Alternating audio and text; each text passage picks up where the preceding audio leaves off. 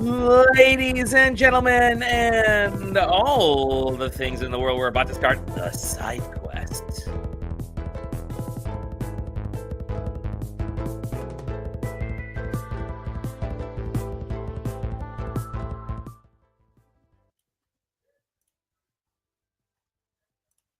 Hello! Oh, it's me learning to do things for the very first time. Welcome to the Side Quest, your weekly journey into the wonderful world of video games, video game culture, and everything in between. We are the official Smashing Machine fan club. No, we're not. Welcome to SideQuesting. You can find us at SideQuesting.com, SideQuesting TV on YouTube and Twitch, and SideQuesting.com over on the Blue Sky on the socials. And go onto the website, hop into our Discord on SideQuesting.com. Join us there. We have a lot of fun in the Discord. You can also check out our Patreon. Got to give a shout out to our Patreon members. Thank you to the executive Punkdefied, Punkdefied. Punkdefied is awesome. If you are a Patreon executive, you get a shirt that JJ is wearing. See that? Check it out. JJ is wearing, styling the Indies. 5 times over, Indies. That's right. Indies happen 5 times in a row. Thank you to our producers, Stefan Swanlin, Zero the Prototype, Exaginous, and Jeff Grubb. Y'all are awesome. We love you. Thank you very much for all the coolness that you provide. I'm Dolly Demosky. That's JJ. This is Sam. Hello. And we're Team SideQuesting for this evening. How you guys doing? There is no sports happening tonight, which is fantastic. So we are just diving into the old video game. You can't take it so personally. No. Listen. I have this team. This is the only team right now that I care about. Right here, my Detroit Lions. As the one employed in sports, you're talking about baseball. Well, I'm talking about baseball. He's talking about football. Well, no, I know the Lions logo plus the NFL logo that is also right beside it. We are not sponsored by the NFL. Game 3 of the ALDS is going on right now, and it's Seattle versus Detroit. And I knew going into it that I don't know if we were going to survive this series because my team, we were talking a little bit in the pre-show, my team has forgotten how to play baseball. The whole second half of the season, I think from like July onward, has been pretty abysmal for my Detroit Tigers. The opposite of the record pace that we had at the end of last season, where we almost squandered getting into the playoffs after having the best record for like the first 80 games, the first 100 games, whatever. It was just nuts. And now we barely survived making it in. We don't deserve to be in the playoffs. I'm a hardcore Tiger fan. I don't care. I'm going to support the Mariners going forward. Can I make a suggestion? I think we're already past the trade deadline, but I've got a great guy for you guys maybe for next year then. He's very dedicated, super important, nutrition super important for him. He's also a Tiger, so I don't know why he's not on your team already. He's Tony the Tiger. Nice. Yeah, like he has brand deals. Like I'm surprised that he's not on the Tigers already, right? I may have heard of him. I may have heard of him. Yeah. I guess he's gosh, how old is he at this point? He looks spry as ever though. He is we like to call him the we don't call him anything because I'll tell you, you couldn't figure. You tried to get the joke. Yes, and fall over, huh? All right. Hey, there were video games today. I think that happened. Nintendo said something about babies. They fall over. Nintendo said, "Let's get into the news." I guess they didn't say anything about babies. They left a baby alone in the room with a magical entity and said nothing. Yes. I didn't get to say, but it is our first baseball victory in the postseason in 25 years. That was so thank you, Dally. You're welcome. You know what? And me being the Nintendo fan, definitely wanted the Nintendo. Nintendo's own Seattle Mariners. We have patches on our sleeves. Seattle Mariners. I swear I thought you were gonna say Chester Cheetah. No, he doesn't follow the rules. He does not follow the rules. Hey, babies don't follow the rules, apparently. Nintendo posted a very bizarre video called Close to You. And boy, has it. By the way, check it out. You also can go if you're going to PAX Australia. There's the party list. Sure, why not? Here's the video. I'm gonna let this sucker loop for a little bit. We got to make sure we stay in the frame. Nintendo is not typically litigious, but running a full video of theirs. Yeah. So, Nintendo baby, this is. They just kind of posted it and they walked away. They crop dusted everybody and said, "Here's a baby with the pacifier. Mama's got to go. Leave the baby alone. Someone's knocking at the door, and what happens? Something gets knocked over. Something is moving, and then all of a sudden the pacifier goes and pops out of baby's mouth, and we don't know what happened. So baby walks around, tries to find this pacifier. Yada yada yada. What do you guys think it's about? I have my theories. It's intentionally vague, so anything can be right. It can very easily be just as much Pikmin as it is Mario Galaxy. It is Luigi's Mansion 4. I think it's both. Metroid 6. This is Baby Samus. No, this is clearly the haircut that Rosalina has. She has that sort of front flip and then the sides popping out. This is New York Comic-Con week. And back in 2022, Nintendo debuted the first trailer for the Super Mario movie at New York Comic-Con. And, they wouldn't put this much money into a little teaser like this for nothing. Like, this is definitely leading up to something. So with Comic-Con week, I think this is that's Rosalina's hairstyle. That's Rosalina's color, the baby blue that she's wearing. It's got that cyan green eyes that Rosalina has. So it's very Rosalina-ish. But why is now? I was thinking about that. Right down to towards the end of this, you see it has like the baby mobile, the little rotating thing over her crib, and it has stars, which is like okay, babies have stars, but it has clouds, and these are the cloud designs from very eerily similar to the Mario Galaxy games. Like they are very close. I went in, I did a lot of deduction. I even looked at the books and trying to find out what the books are related to. There is some speculation. Like, there you go. See those clouds? Those are Mario Galaxy clouds right there. I will say the music at the beginning of this is very Pikmin-ish. If you hear the music, it's very Pikmin. If you watch the way that the little pacifier and stuff gets knocked over, it's all very low to the ground. So there's a theory that is Nintendo teasing something Pikmin related, like a Pikmin game or a Pikmin movie. I wouldn't think that they would just do something simple like this for a game, or I should say simple, but like this much work for a teaser for a game. They tend to drop that kind of stuff especially a Pikmin game in a direct or on Nintendo today. But my thoughts are, ready? This takes place on Earth. We know Pikmin are on Earth because Captain Olimar comes years later and after humanity is gone and finds a Pikmin. What if baby Rosalina is meeting the Pikmin for the first time and she becomes a space princess because Pikmin is actually a space sci-fi game, and we get the crossover of Mario and Pikmin in the Super Mario Galaxy movie, which takes place partly in space. So that's my theory, is this is actually the crossover of Pikmin and Mario, and it's going to lead into the Smash movie. Brothers. The movie. Yeah, definitely. It will be Super Smash Brothers. This is how we're going to get it. That's interesting. I didn't consider it as like a crossover of like the Rosalina thing. Yeah, I was going to say there's obviously direct hints to Pikmin. Like that one song is essentially just a remixed version of a Pikmin song. There is that like red Pikmin that's maybe running in the background in the one shot. You kind of see it.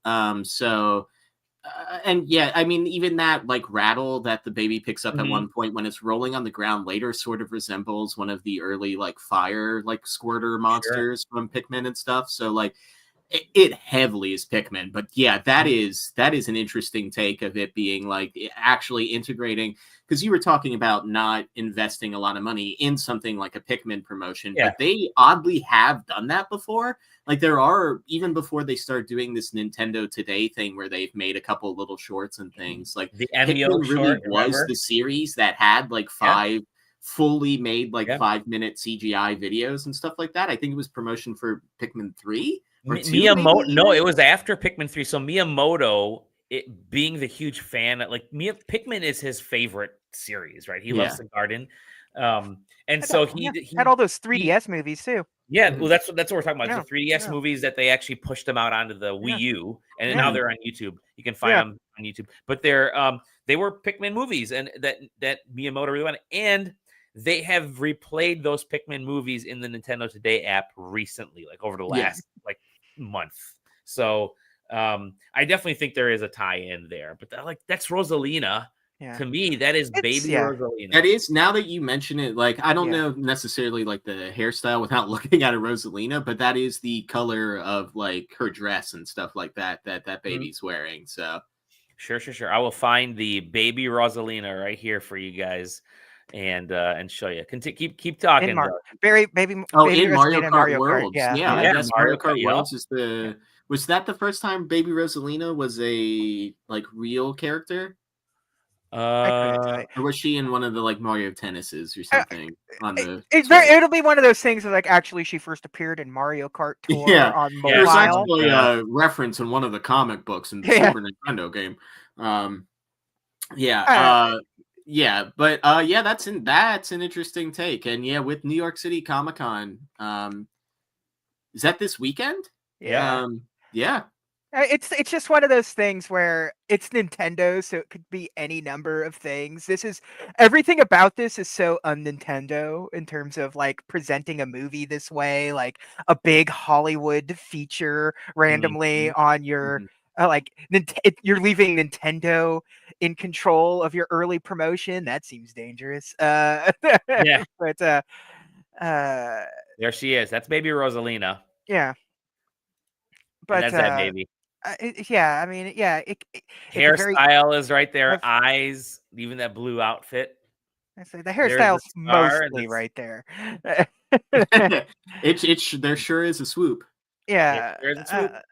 It could be anything with Nintendo. It could be. It could very easily just be a teaser for a different game thing. Yeah, it could be a brand new experience. Yeah, because we were talking about earlier, Nintendo bought Dynamo and made it Nintendo Pictures, and it's got to start somewhere, and short films is a good place to start it. But it's interestingly enough, the YouTube video that this is a part of, that this is in, there's no descriptor in it. It just says close to you, and it's actually no comments. It's set for kids. It's set for kids, so they want it to appear when you have a bad mode.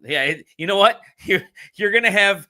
You have the talking toy, and now you're going to get an actual human baby. That is the next thing that Nintendo is selling. Actual human babies. None of you guys are growing up and just buying Nintendo products. So here's one of those training babies to get you guys to want kids.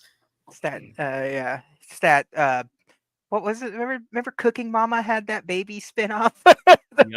My baby. That was one of our Be a Mama. Anyways, interesting stuff. I'm very curious to see what also, I think we'll find out in the next like few days, because when they did the Emio, the Smiling Man thing, it was like 2-3 days later when they did the Pokemon. Remember that weird Pokemon? Yeah, the Pokemon. That VHS style. Yeah, that was like a day or two later. A lot of horror. Yeah, and with the Comic-Con this week, maybe that's it. It could be. Nintendo. It's weird to have something like this, especially if it's something directly tied to a big Hollywood studio, to upload it to YouTube and not credit Illumination or whatever, which is kind of a no-no in a lot of ways. But I'm interested to see. Yeah, I one of those that this gets updated as soon as the like real information about this drops. Like. I agree. What a wild thing for them to do. A company known for just releasing information at random times at random days, and like almost, I would say, hint at like almost like close to you doesn't necessarily suggest like something positive, but almost sinister. Right. Like and just using that as the description too, like weird. Close to you. Yeah, when the pacifier starts flying up the chair, I'm like, we're not gonna go Eric Clapton, are we? I don't need this right now. Yeah. Ugh, craziness. Yeah, it's interesting stuff. I'm actually I like goofy Nintendo, and with all the really bad like gaming news we've had over the last few weeks, like it's good to see Nintendo just be like, or anybody just be like, hey, we're gonna put out something kind of silly. Why not? You know. Confident Nintendo makes weird decisions, and I love Yeah. their weird decisions Yep. Yeah. when they're confident because they're just like, we can't lose, so let's just do something off the cuff and see what happens. Yep. Now in a week when that camera pans out and it's Fox and Falco standing there, it's a new Star Fox game. Like I'm gonna lose my mind. There you go. Yeah. This is taking place on the I forget what's their ship called, their big ship called. I forget now, Sam. The R-Wing, or what are you talking not the about? R-Wing. They're like home base. The Gray Fox? The Gray Fox. Is that what it's called? I can't remember. Yeah.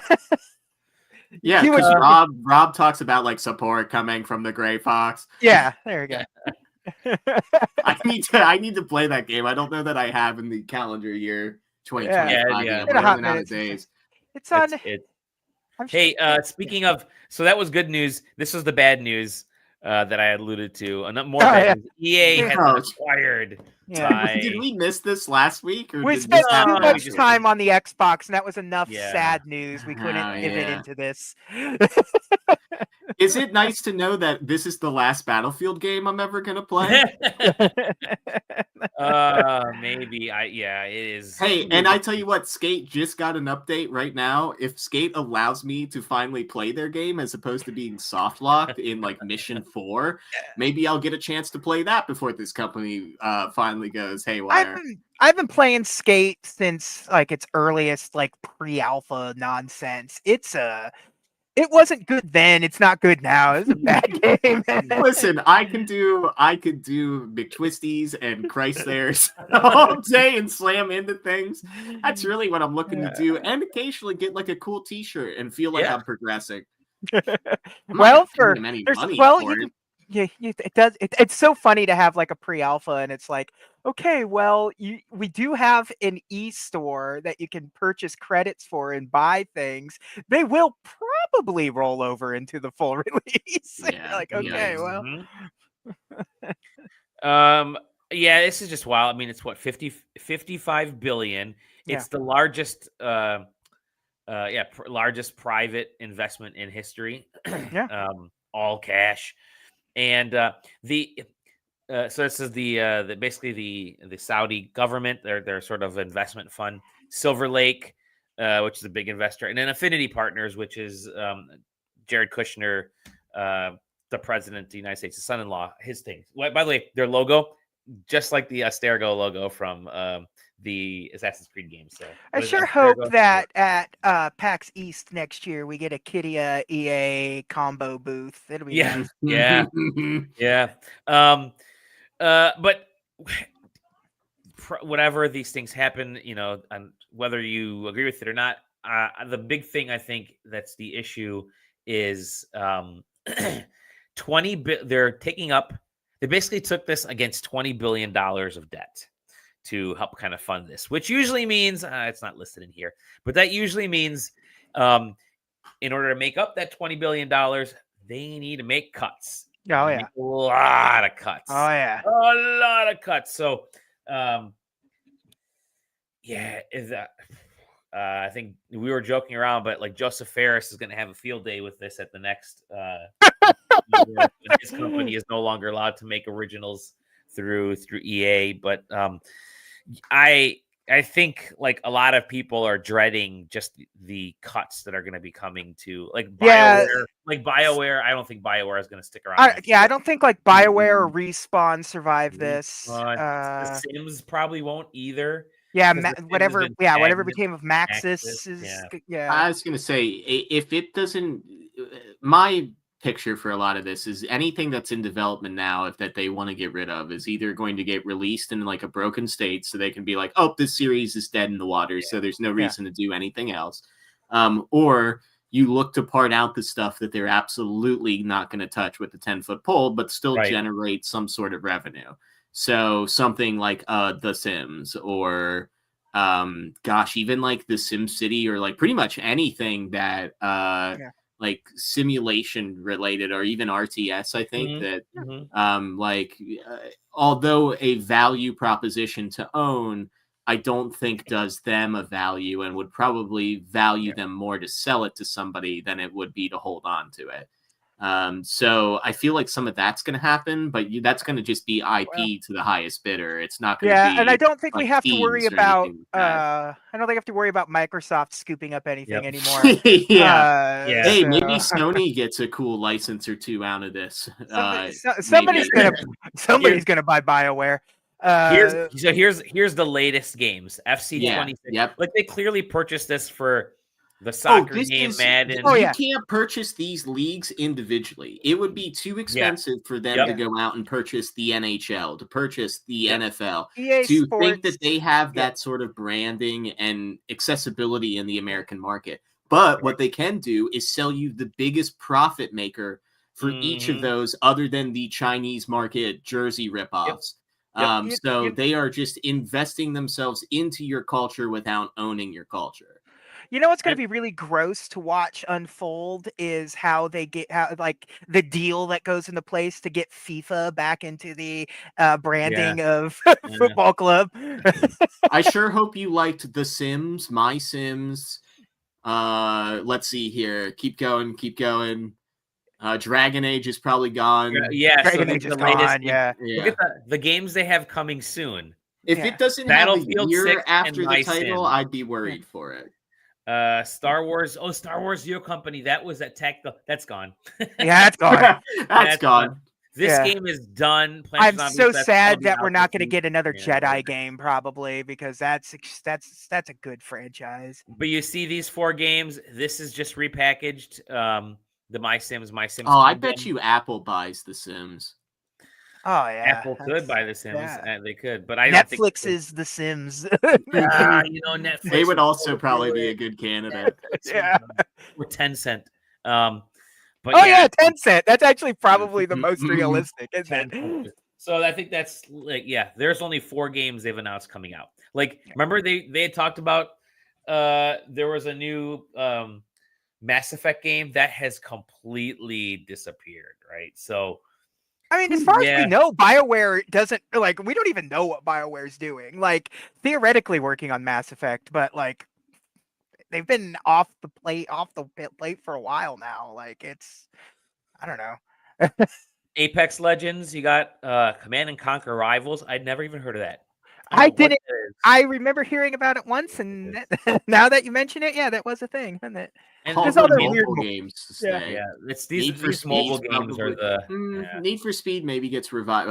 Real Racing turns into the racing franchise. Oh, geez, the Old Republic. That's it. That's what BioWare's been. So that's this is it, man. It's just don't know what's gonna happen with EA, but I hate to say you can expect cuts, but you can probably expect cuts to the company. Other than that, we get into some of the games we've been playing. Oh wait, there's one more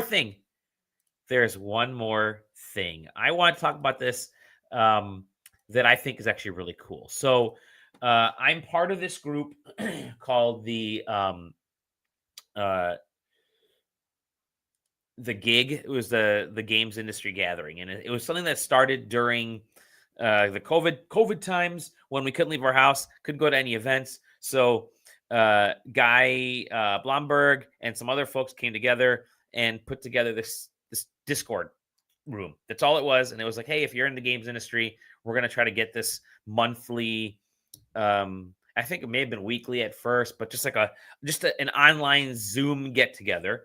They started that. They created Discord, and it got really popular. It's actually a great way for folks, especially from the development side, but really anybody in the games industry to kind of stay in contact and do the stuff that we used to do at like E3 and PAX, all the networking we did, and kind of actually have a place for it online. Well, cut to today, one of the things that's happened in gaming, as we've kind of talked about, is that we've sort of lost there's just so much bad news out there, and there's so many games out there that a big part of gaming, the communal aspect, can be difficult to maintain. So they've the team behind the gig have created a new website, and it's called it's coming soon. It's called The Game Club. It's actually a pretty dope idea. Basically what it is, it says book club for games. Once a month you'll be getting a copy of a curated game, and I like it. It's like, could be classic, it could be something brand new, and then just get together at the end of the month and talk about it online, in person. However much you played. Hopefully you played a little bit, but it's all about just communicating about one specific game, and doing it either in person or online. I think that's actually a really cool idea. You'll be able to set up like meetups. You'll be able to join in the online stuff. It's a really, really kind of cool idea. And you may have a chance to try out games that you've never played before, or games that are up and coming. So I think that's really neat. You can check it out. Go to thegameclub.com. But I was kind of playing around with it. I like this kind of stuff. I think it's pretty neat. This is not a sponsored, by any chance, a sponsored message or anything. I just think it's something kind of cool that we always talk about doing game clubs and book clubs, but it could be something that's really neat. But I like the idea of getting together in person. My brother and I had talked about doing some stuff. We have some stuff planned from an indie standpoint. But just we had Pool Quest, right? Sam came out to Pool Quest. Zero, Exagger Moose. A few other folks came out to Pool Quest. Next year is going to be even bigger. So just a way to kind of get together with friends and talk about and hang out and do the whole gaming thing. So I think that's something that we can continue to enjoy and have fun with. So I would definitely consider checking that out. But let's check out games that we've been playing, because there's quite a few games that we've been playing. I actually want to start with something that's not a game. I want to start with Jage, because good old JJ. Good old JJ. Good old JJ has been doing some fun stuff. I don't know how I'm still trying to figure out the logistics of this right now, but we'll figure it out on the fly here. They announced it today, as we all know. Gengars, my boy. I'm wearing the headset that Razer supplied me with a couple of months ago now. I can't remember, a month maybe.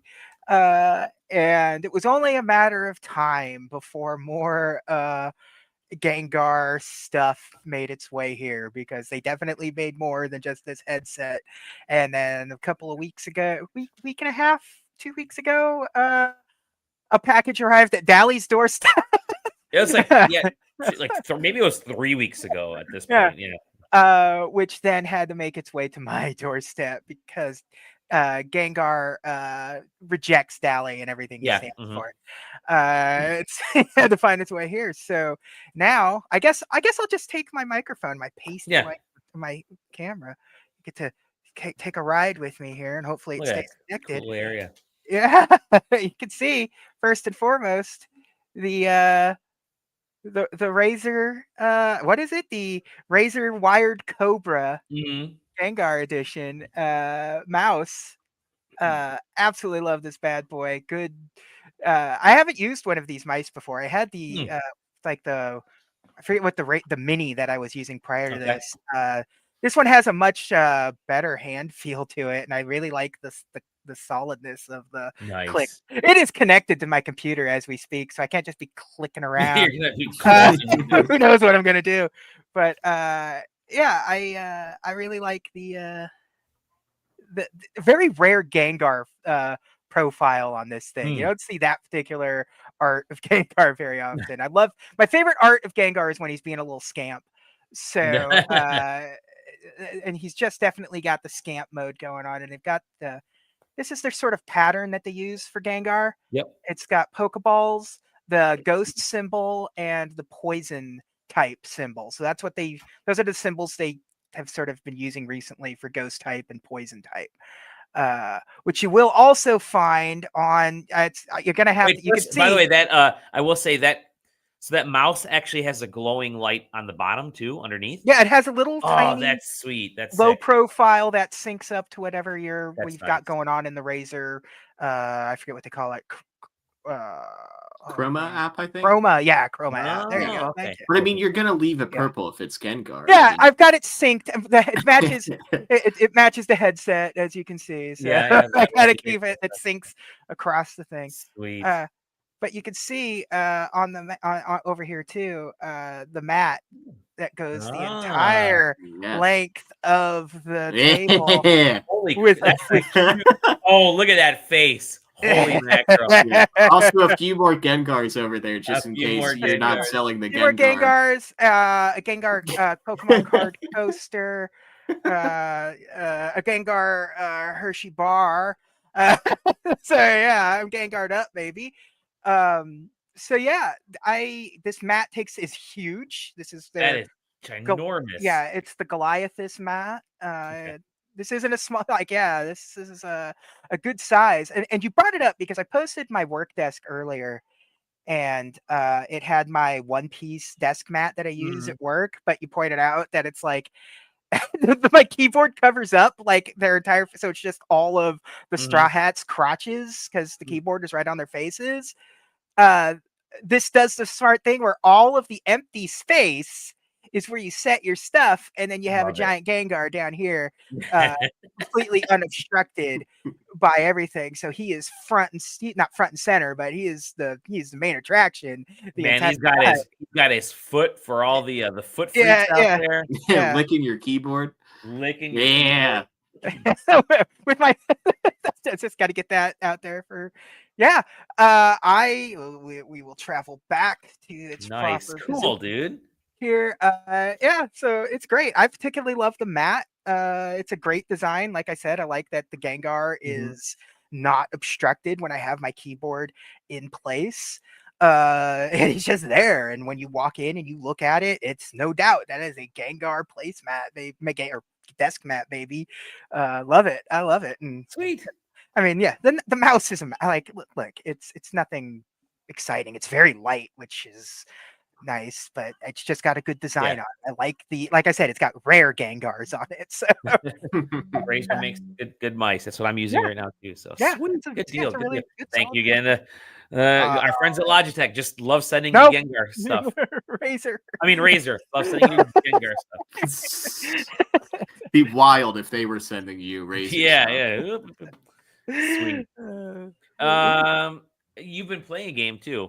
I have been playing a game, a classic, recreated for the modern age in glorious 4K.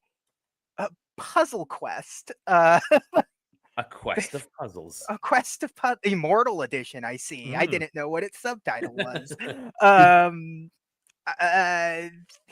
One of the single greatest DS games of all time. Puzzle Quest is just the title gives away what it is. If you've never played Puzzle Quest before, it is an RPG kind of.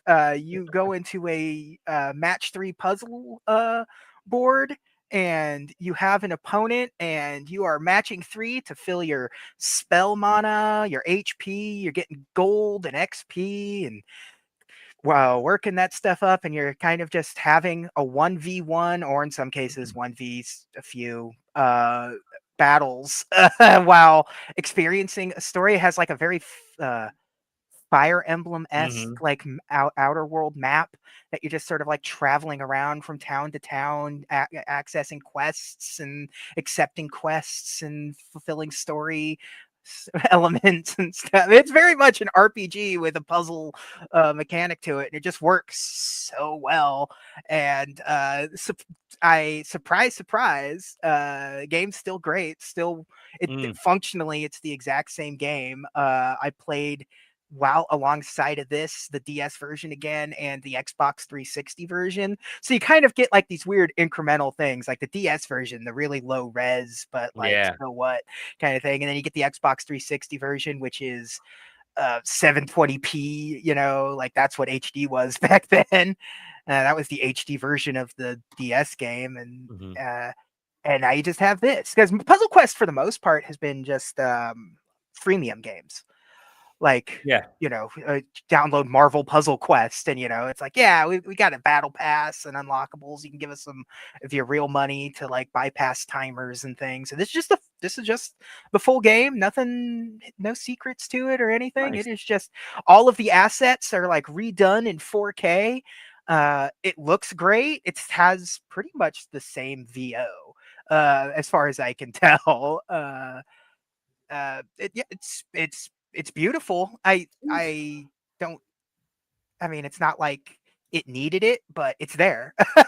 So yeah, I mean, if you've never played Puzzle Quest before, you absolutely have to. And this is, it's brand new. It's on everything. It's on the Switch 2. I got a code for the Xbox version. That's what they were offering, and that's that's what I got. Yeah, love it. I love Puzzle Quest. I think everyone here's played Puzzle Quest. Yeah, it's so good, so good. It's perfect. It's a perfect match. It's an excuse for a match 3 puzzler, which I appreciate. Excellent. How about you, Sam? You've been playing some stuff. No More Robots. The publisher reached out and sent a code for a game called Little Rocket Lab, which launched today and is also on Game Pass for both, I believe, PC and Xbox. And although I don't like distilling games down to it's like these other games, the easiest comparison to make is it is Satisfactory, but under the guise of Stardew Valley. So what if instead of farm, we make robots and try to launch rocket to, I assume, space? And it is just this wonderful blending of both, like, trying to improve your hometown, which you're coming back to after some years, trying to restore like their local commerce, whether it be through a train station repair or dock repair, meeting the local residents, doing jobs for them, delivering things. And all of it is built around basically automating both the production, manufacturing, and then delivering of parts for these different locations. So as you can see in some of the trailer here, you have different systems of both creating and delivering different tools and parts for different things. And yeah, you're just essentially trying to do research to generate new parts to further develop your town, and to the ultimate goal, restore the rocket ship that your mom and her sister were working on during your childhood. So it is it's great. I've been honestly addicted to it for about the week that I've had access to it. I may restart again now that it's on Game Pass and PC, so I can have that save in both places to be able to play in both locations. But man, like, what a wonderful little, like, I remember seeing it during a Steam Next Fest. There is also a demo on Steam if you don't have access to Game Pass or something like that. A little try before you buy situation. But yeah, it is just, a nice, relaxing automation game, while also, allowing you to sort of focus on the town and expand the way that you want to progress through the systems, and to sort of be able to build your factories out. Like maybe you prioritize being able to move stuff around, or being able to do production faster, and stuff like that. So it's honestly incredible, if I'm being honest. And you can throw a tennis ball to a dog. Yes, yeah. You have a pet dog, and like once in a while, every morning, or not every morning, but every once in a while morning, he will wake you up with a ball, and you can toss that ball around and play fetch with them. It also has the coolest feature of a Stardew Valley like social like. Where if you need to locate somebody, no matter where they are, you can tell the dog to go find them, and you'll just go. You can follow the dog directly to that person to be able to finish your mission or deliver whatever you need. and stuff like that. And it's just like, it's honestly like a very good story. I'm maybe, gosh, what feels like not even 30% of the way through the game. And I'm already ready to commit to about another 90 hours or whatever to see it to the end. Like, man, like honestly, if you've played games like Shapes or Satisfactory, any of those sort of like automation sort of, build a system to build different parts to lead to another system to build more parts and expand. This basically allows you to do that, but then also then gives you the weird freedom and flexibility of something like Animal Crossing, where you can't really change the shape of the map, but you can make things easier for you to get places. Like you can run on the conveyor belts twice as fast. Citizens that don't want to walk on the conveyor belt, you can set up cranes so it will lift them over the conveyor belts or like over bridges for them, like that are shut down and stuff. So it's like, it's like one of those where it's like, it's not just like creating the automation systems. It's kind of lending a reasonality for it, as if reasonality is a word. It's just great. Honestly, like I would highly recommend it if you have access to Game Pass for at least the next month, until November when you're going to cancel your subscription. Let this be your last Game Pass game. Or do yourself a favor and just own it on Steam, or the console, and then you own it, and then you can play it for the 90+ hours I'm probably going to play it for. Rock and roll. Love the little cozy chill. stuff. Yeah. Yes. Oh, it looks a little less hot, like less impact than Satisfactory or something. Like it's all of that's still there, but like you can go about it a little more chill. So it does have like a day-night cycle. Like there is a, you wake up at 6 a.m. and have to be in bed before midnight. But there's not like an energy system like a Stardew Valley type has. So you're not like wasting energy and like, oh, I can't do anything else today. But it doesn't like, there's no like season time. You're not like planning things and have to wait multiple days for stuff to happen. I mean, you might have to wait depending on how fast you're producing items for those items to be produced. But you could be setting up other things and doing stuff while that's going on. And it seems like, once you get to a certain story chunk, like a main sort of through line, then it progresses seasons, then things sort of change in the town. You get access to more places and different things. So, I think if you're at all interested in those life sims, or an automation style game, like, this is the perfect like hybrid between the two. It's the Persona 4 dancing all night of Stardew Valley games and automation games. So play that. Excellent. I have also been playing a chill game that I think is actually maybe worth checking out as well. If you have like 45 minutes that you want to kill. And that game is called The Electrifying Incident. I actually got this code a while back, and I want to make sure.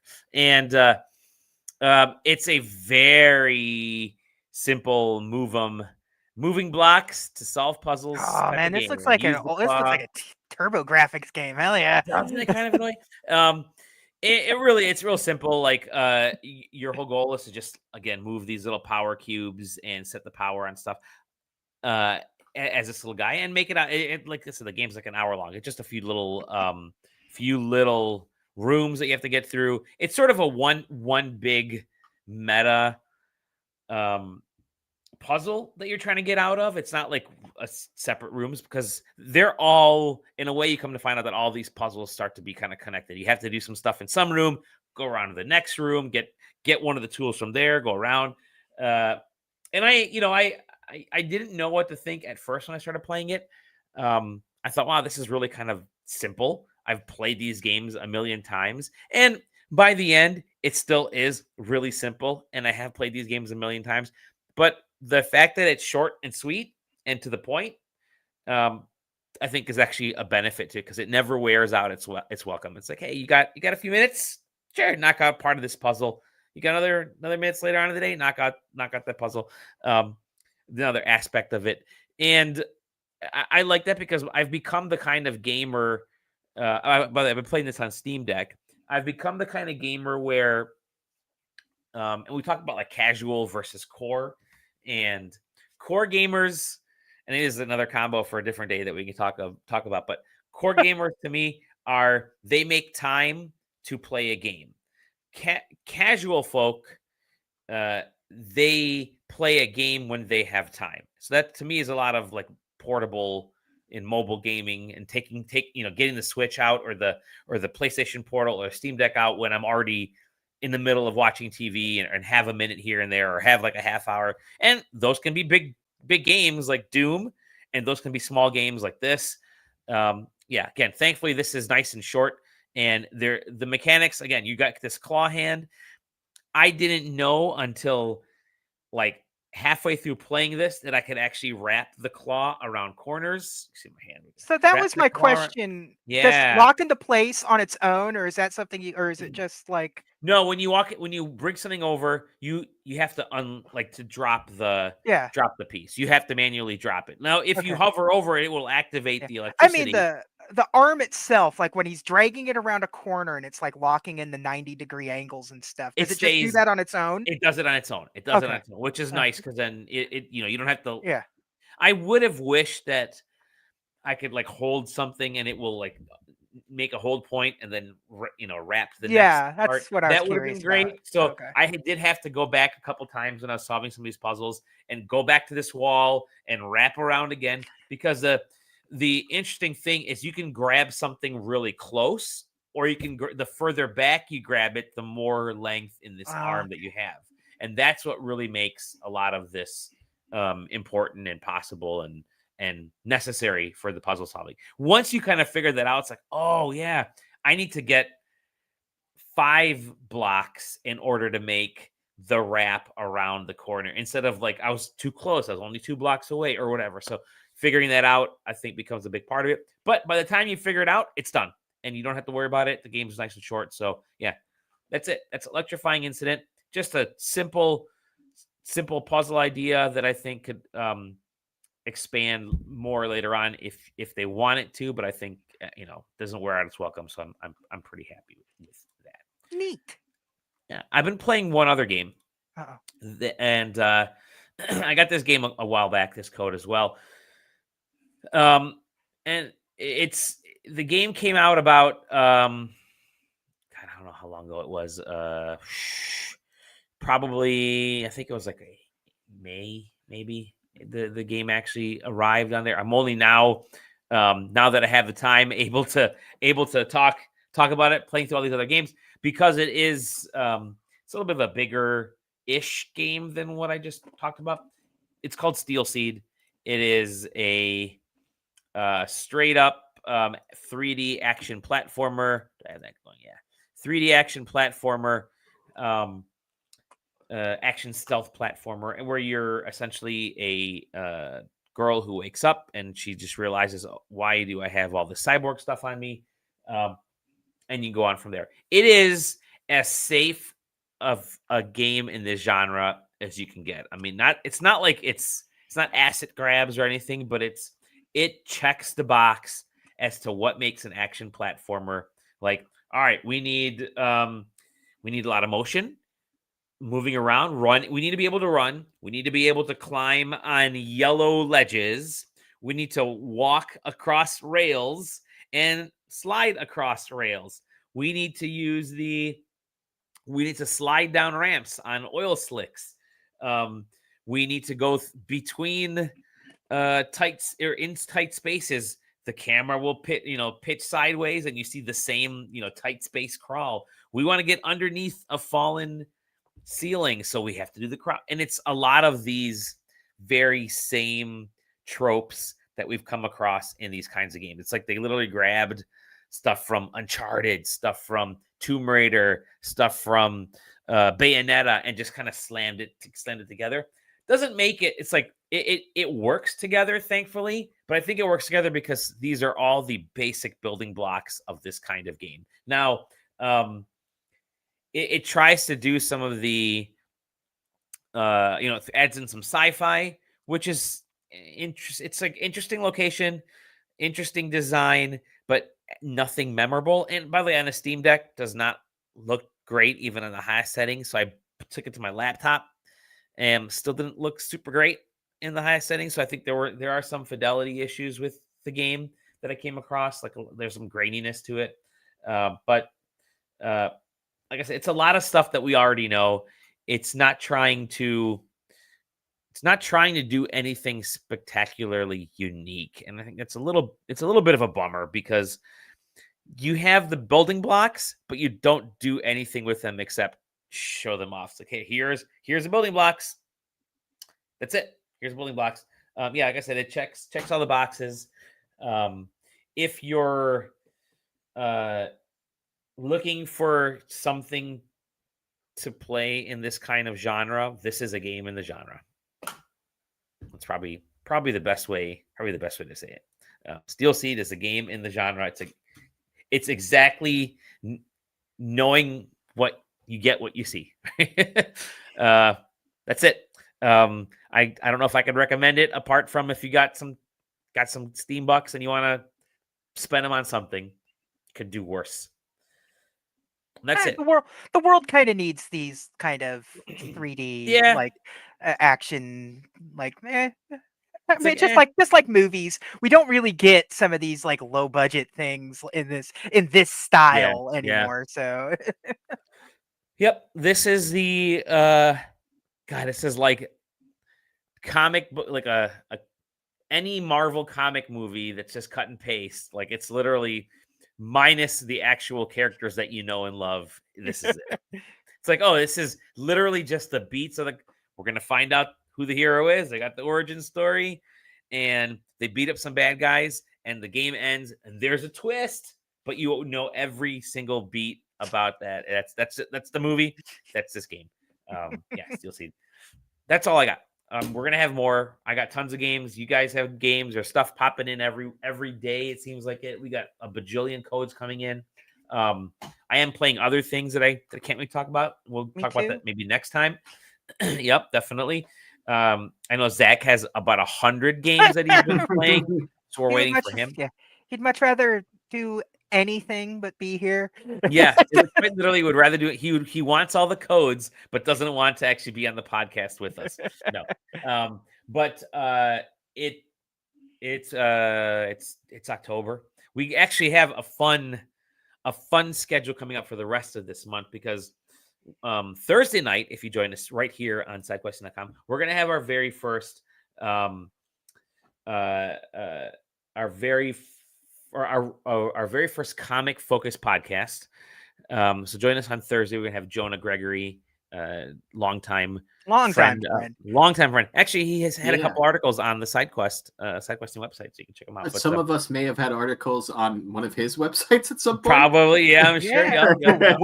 Wing damage, right? Yeah. We're gonna talk about some of the September and early October solicitations that we've been receiving from comic book companies and talk comics. We're gonna have a fun 45-minute at most tight show talking comic books. Join us Thursday, 9 p.m. Eastern, 6 p.m. Pacific. And then next week we're gonna have a regular scheduled podcast, but we're also having our theme week next week on spooky stuff. So I believe it's gonna be next week. We have some fun little stories. People are hopefully writing stuff or taking pictures of stuff. We're going to be doing an article here or there. I've got an article that I'm doing. I know we got a podcast that we're going to be doing. With Cricket from the Discord. She's going to be guiding us into the return of a dark figure ahead. And that'll be kind of fun. Hopefully not a one-off. We'll see how it goes after this, depending on our schedules. But it'll be a good return. Zero says fall version of Pool Quest, Hearth Quest. What I was in my pool yesterday, as a matter of fact, because it was a nice balmy 83 degrees here in Michigan. And we're closing it on Wednesday. So if you wanna hop into the cold pool, we've shut it off.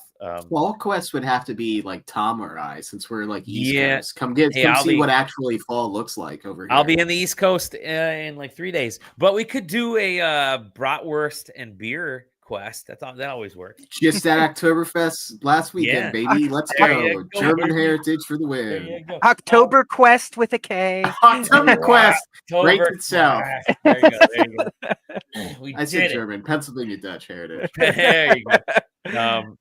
And yeah, it'll be a good time next week and later this month. But and we're gonna be doing. I have a bunch of. Here's the best part about having all these indie codes is that a lot of them are for psychological horror. So expect me likely nightly next week for a bunch of the nights, or at least a couple of the nights to be playing some of these psychological horror games on the stream because I gotta go through them. Yeah. And why bother reviewing them when I could just do the live streams and that'll be awesome. And some of them are just psychological horror and they just get sent to us. It's just that's what they end up being. It's not the intent of the game, but it's just what it ends up being to us personally. Yeah, definitely. Let me.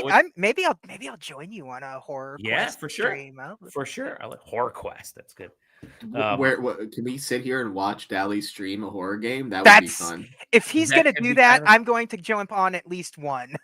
Yeah. That'll be fine. We'll figure out some days to do it. That will be fine, he says. That will be fun. With that, SideQuesting.com, SideQuesting TV on YouTube and Twitch. Hop into the website, go to the Discord, join us in there. Lots of good fun. JJ, thank you very much. Thank you. Sam, thank you very much. Thank you. And if I'm back next week, I will let you know how much further I've gotten into building my little rocket. Yeah. That's rocket update. Yeah. Go right ahead. No, that's cool. That game is. They sent me a code as well, so I'm like, all right, I think I'm gonna play this. It actually looks fun. I didn't pay attention to it until.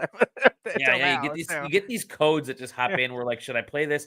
Who's gonna play this? The next thing I know, it ends up being a pretty fun game. And even as I mentioned, like it's from a Steam Next Fest. Like I definitely remember seeing it in that, but I don't remember if I played it or not because at this point.